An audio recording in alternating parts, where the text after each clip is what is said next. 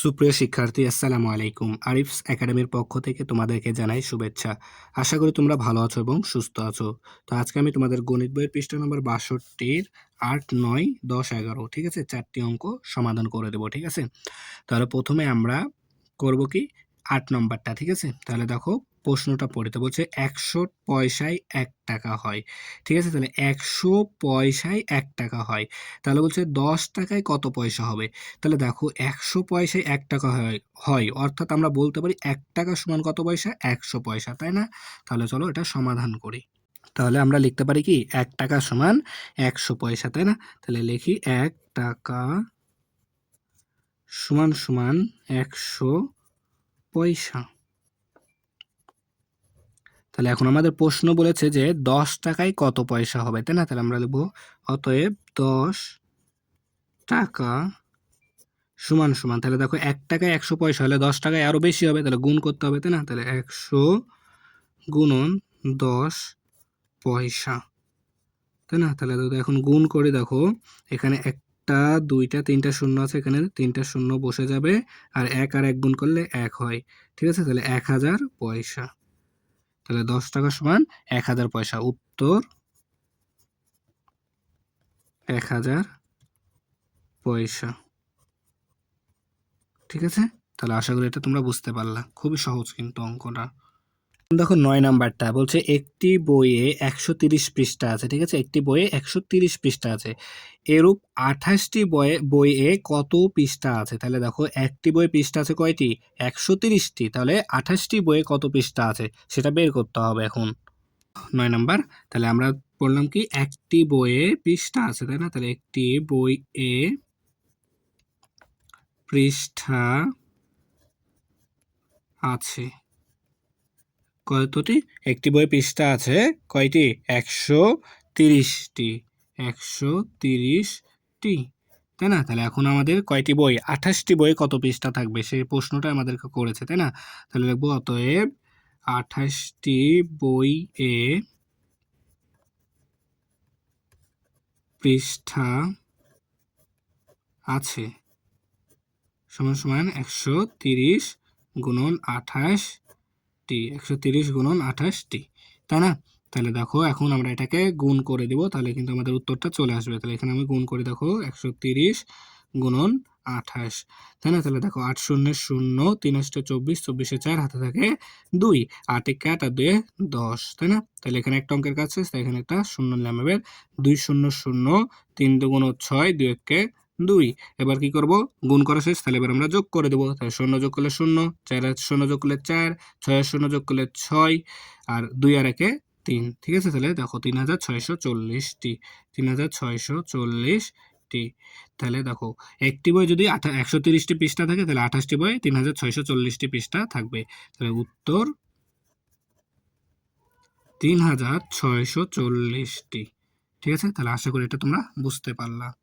আর দেখো ১০ নাম্বারটা, ঠিক আছে। তো ১০ নাম্বার বলছে দেখো মিলির টাকা ১৪ গুণ টাকা মুন্নির কাছে আছে, ঠিক আছে।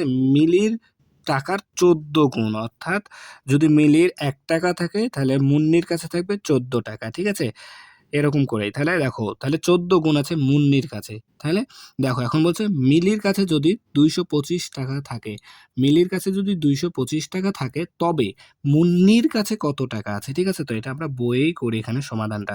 তো দেখো মিলির কাছে আছে ২২৫ টাকা, তাহলে মুন্নির কত হবে, মিলির ১৪ গুণ, তাই না। তাহলে দেখবো এখানে আমরা লিখে নিই ১০ নম্বরটা, ঠিক আছে। তাহলে এখানে আমরা সমাধানটা করে ফেলতে পারবো। তাহলে দেখো মিলির কাছে আছে, লিখবো যে মিলির কাছে আছে সমান সমান ২২৫ টাকা, তাই না। ২২৫ টাকা আছে মিলির কাছে। তাহলে এখন এর ১৪ গুণ, মিলির ১৪ গুণই তো থাকবে কার কাছে, মুন্নির কাছে। তাহলে লিখবো মুন্নির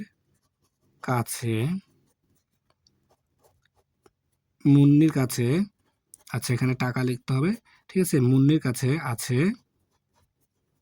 আছে সমান সমান ২২৫ গুণ ১৪ টাকা, তাই না? যেহেতু বলেছে কি আমাদের মিলির টাকার 14 গুণ মুন্নির কাছে আছে, তাই না? তাহলে এখন যদি এটা আমরা গুণ করে দিই তাহলে হয়ে যাবে। তাহলে দেখো 225-কে 14 দ্বারা গুণ করব। তাহলে 4 5 যা 20 শূন্য হাতে থাকে 2, 4 2 8 আর 2 10 শূন্য হাতে থাকে 1, 4 2 8 আর হাতে রাখে 9। ঠিক আছে? তাহলে এখানে একটা শূন্য নিতে হবে। 5 1-কে 5, তাহলে 5 1-কে 5, তাই না? 5 1-কে 5, দেখো 5 1-কে 5, 2 1-কে 2 আর 2 1-কে 2। ঠিক আছে না? তাহলে এখন এটা কি করতে হবে? যোগ করে দিতে হবে, তাই না? তাহলে দেখো যদি আমরা এখন যোগ করি, দেখো শূন্য, 5 আর শূন্য যোগ করলে 5, 9 2 11 1 হাতে থাকে 1, 2 আর হাতে থাকে 3, তাহলে 3150 টাকা। 3150 টাকা। তাহলে এটাই আমাদের উত্তর। তাহলে উত্তর 3150 টাকা, তাই না? তাহলে দেখো খুব সহজে কিন্তু এটা সমাধান করে ফেলতে পারলাম, তাই না? এখন দেখো বলছে 11 নাম্বারটা, যে একটি ইলিশ মাছের দাম 750 টাকা। তাহলে একটি ইলিশ মাছের দাম 750, এরূপ 20টি ইলিশ মাছের দাম কত হবে? ঠিক আছে, তাহলে একটির দাম দেওয়া আছে আমাদেরকে, এখন বের করতে হবে 20টি ইলিশ মাছের দাম, তাই না? 12 নাম্বার ছিল কি আমাদের, যে একটি ইলিশ মাছের দাম, তাহলে লিখি যে একটি ইলিশ মাছের দাম, একটি ইলিশ মাছের দাম আমাদের কত?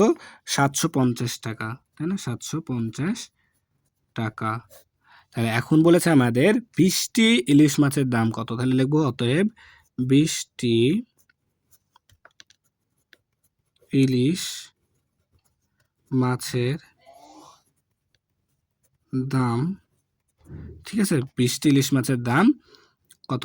750 গুণন 20 টাকা, তাই না? তাহলে এখন যদি আমরা এটাকে গুণ করি 750-কে 20 দ্বারা, তাহলে দেখো গুণ করলে শূন্যকে শূন্য দ্বারা করলে 0, 5 শূন্য 0, 7 শূন্য 0, তাহলে এখানে একটা শূন্য চলে আসবে, 2 শূন্য 0, 5 2 10 শূন্য হাতে থাকে 1, 7 2 14 আর 15।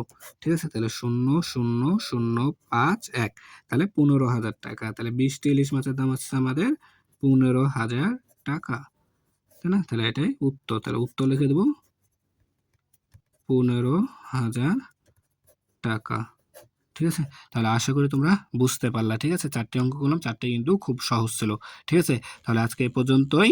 ভিডিওটি ভালো লাগলে অবশ্যই লাইক কমেন্ট শেয়ার করতে ভুলবে না, এবং পরবর্তী অধ্যায়, অর্থাৎ আমাদের তো গুণের অধ্যায় তো শেষ হয়ে গেল, তাই না? এরপরের অধ্যায় আমাদের হচ্ছে ভাগ।